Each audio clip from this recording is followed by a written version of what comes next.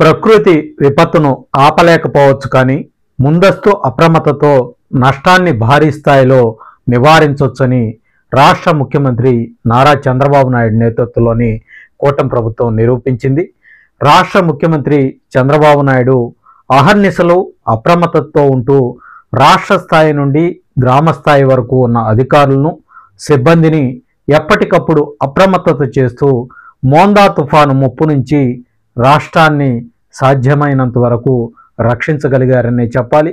మోందా తుఫానుకు సంబంధించి రాష్ట్ర విపత్తుల నిర్వహణ సంస్థ ఎప్పటికప్పుడు చేసే హెచ్చరికలు, సూచనల ఆధారంగా కూటమి ప్రభుత్వం సకాలంలో స్పందిస్తూ తగు ముందస్తు భద్రతా చర్యలను చేయడంలో భారీ స్థాయిలో ప్రాణ, ఆస్తి నష్టాలను నివారించుకోగలిగాం. అల్పపీడన ప్రభావంతో అక్టోబర్ 26వ తారీఖున రాష్ట్ర వ్యాప్తంగా ఓ మోస్తరుగా వర్షాలు కురుస్తూ వచ్చాయి.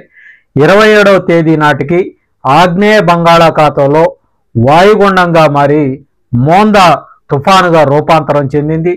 రాష్ట్ర విపత్తుల నిర్వహణ సంస్థ చాలా ముందుగా ఈ నెల 17వ తేదీనే మోందా తుఫాను ముప్పును వెల్లడించినటువంటి నేపథ్యంలో ముఖ్యమంత్రి చంద్రబాబు నాయుడు రాష్ట్ర ప్రభుత్వ యంత్రాంగాన్ని అప్రమత్తం చేశారు. ప్రతి జిల్లాకు ఐఏఎస్ స్థాయి అధికారిని నోడల్ అధికారిగా నియమించి తుఫాను ముప్పు నివారణ చర్యలను ముందస్తుగా చేపట్టడం జరిగింది. ముఖ్యమంత్రి నిరంతర సమీక్షలు, సమాలోచనలతోటి తుఫాను వల్ల సంభవించే నష్టాలను తగ్గించే దిశగా అధికార యంత్రాంగం గత 3 రోజులుగా విధులు నిర్వహిస్తూ ఉంది. రాష్ట్ర మంత్రులకు కూడా క్షేత్రస్థాయిలో పర్యటిస్తూ తుఫాను ముప్పు నివారణ చర్యలను పర్యవేక్షించడం మనం రాష్ట్ర ప్రజలంతా కూడా స్వయంగా పరిశీలించిన విషయమే.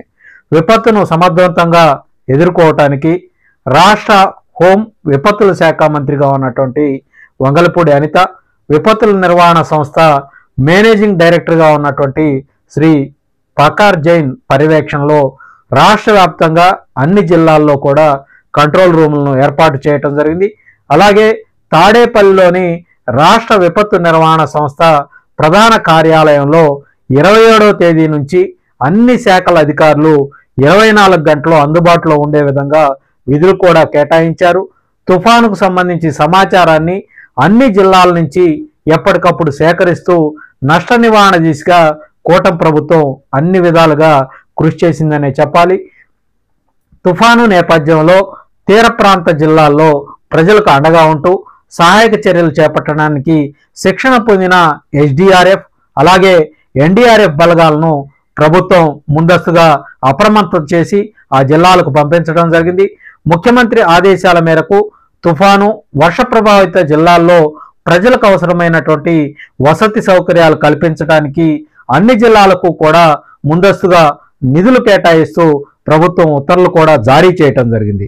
రక్షణ చర్యల్లో భాగంగా వరద ప్రాంత ప్రజల కోసం రాష్ట్ర వ్యాప్తంగా 320 పునరావాస కేంద్రాలను ఏర్పాటు చేసి పునరావాస కేంద్రాల్లోని ప్రజల కోసం ఆహారం, అలాగే త్రాగునీరు, పాలు తదితర సౌకర్యాలన్నింటినీ కూడా ప్రభుత్వం కల్పించింది. వైద్య శిబిరాలను ఏర్పాటు చేసి నిరంతరం ప్రజల ఆరోగ్యాన్ని పరిరక్షించడం జరిగింది. అలాగే రాకపోకలకు రవాణా సౌకర్యం వంటి ఎలాంటి అంతరాయం కలగకుండా ఎప్పటికప్పుడు రహదారుల మీద చెట్లు పడినా వెంటనే వాటిని తొలగించేలా ప్రత్యేకమైనటువంటి బృందాలను కూడా ఏర్పాటు చేయడం జరిగింది. విద్యుత్ అంతరాయాలు లేకుండా ముందస్తుగా జాగ్రత్తలు తీసుకొని ఒక టీంని ఏర్పాటు చేసి ఎక్కడైనా అంతరాయం ఏర్పడితే వెంటనే తిరిగి విద్యుత్తును పునరుద్ధరించే విధంగా చర్యలు తీసుకున్నారు. దెబ్బతిన్న విద్యుత్ స్తంభాలను వెంటనే పునరుద్ధరించే విధంగా చర్యలు తీసుకొని విద్యుత్ సరఫరా నిరాటంకంగా కొనసాగే విధంగా ఎప్పటికప్పుడు జాగ్రత్తలు చేపట్టారు. ప్రజలకు నిత్యావసర సరుకులు ఉచితంగా పంపిణీ చేశారు. ఈ విధంగా ప్రతి అంశంలోనూ కూడా ప్రభుత్వం ఎంతో అప్రమత్తం ఉండటం వల్ల ఇవాళ భారీ స్థాయిలో తుఫాను ముప్పు నష్టాన్ని నివారించడమే కాకుండా ప్రాణ నష్టం, ఆస్తి నష్టాలను సాధ్యమైనంత వరకు నివారించడం జరిగిందని చాలా స్పష్టంగా చెప్పాలి. తుఫాను ముప్పు నష్టాన్ని భారీ స్థాయిలో నివారించడంలో రాష్ట్ర ముఖ్యమంత్రి నారా చంద్రబాబు నాయుడు నేతృత్వంలో ఉన్నటువంటి కూటమి ప్రభుత్వం ఘన విజయం సాధించిందని చాలా స్పష్టంగా చెప్పాలి.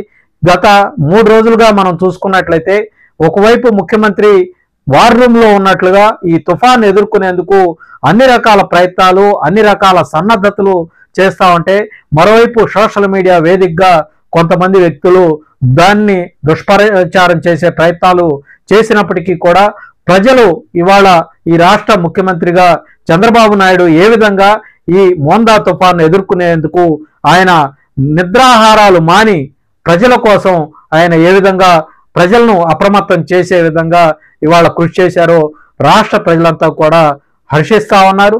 ఎందుకంటే గతంలో ఏ ముఖ్యమంత్రి కూడా ఈ విధంగా ప్రయత్నించినటువంటి దాఖలాలు లేవు. అనేక పర్యాయాలు ముఖ్యమంత్రిగా ఉన్నటువంటి చంద్రబాబు నాయుడు విపత్తు ఏ క్షణాన వచ్చినా కూడా ముందస్తుగా రాష్ట్ర ప్రజలకు నేను అండగా ఉంటాను అని ముందుకు నడిచే వ్యక్తి ముఖ్యమంత్రి చంద్రబాబు నాయుడు. ఇవాళ ఆ విషయం స్పష్టం కావటమే కాదు, గతంలో విశాఖలో హుదూద్ తుఫాన్ వచ్చినప్పుడు కానీ అలాగే అనేక సందర్భాల్లో కూడా ముఖ్యమంత్రి చంద్రబాబు నాయుడు ప్రజల కోసం ఆయన ప్రజల్లో మనిషిగా చాలా వాళ్లకు శ్రేయస్సు కోరే వ్యక్తిగా ఇవాళ రాష్ట్ర ప్రజలందరికీ కూడా ఈ మోందా తుఫాన్ నుంచి కూడా అదే విధంగా ఆయన ప్రజలు ఆస్తి నష్టం కలగకుండా, ప్రాణ నష్టం కలగకుండా ఆయన ప్రజలందరినీ కూడా సురక్షితంగా కాపాడుకోగలిగారని మనం చాలా స్పష్టంగా చెప్పుకోవచ్చు.